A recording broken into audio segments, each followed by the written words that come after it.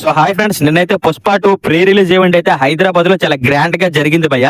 ఆ ఈవెంట్ కి చాలా మంది గెస్ట్స్ అయితే రావడం అయితే జరిగింది. మెయిన్లీ రాజమౌళి గారు అయితే రావడం అయితే జరిగింది భయ్య. రాజమౌళి గారు అయితే పుష్ప 2 గురించి రాజమౌళి గారు అయితే ఇలా అన్నారు భయ్య. ఏమిటంటే, మీరు పుష్ప 2 కి ఇన్ని ఈవెంట్లు అయితే చేస్తున్నారు కానీ పుష్ప 2 కి అయితే అసలు ప్రమోషన్ అవసరం లేదండి.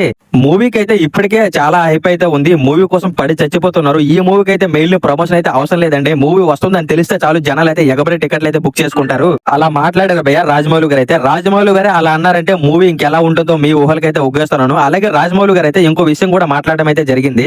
అది ఏమిటంటే, సుకుమార్ గారు బన్నీ గారు అయితే రాజమౌళి గారికి పుష్ప ఇంట్రడక్షన్ సీన్ అయితే చూపించడం అయితే జరిగిందట భయ్య. ఆ సీన్ అయితే నెక్స్ట్ లెవెల్ లో ఉందంట. అలాగే డిఎస్పీ అయితే మూవీకి ఎంత కావాలో దానికి డబుల్ అయితే బీజిఎం అయితే ఇవ్వడం అయితే జరిగిందంట భయ్య.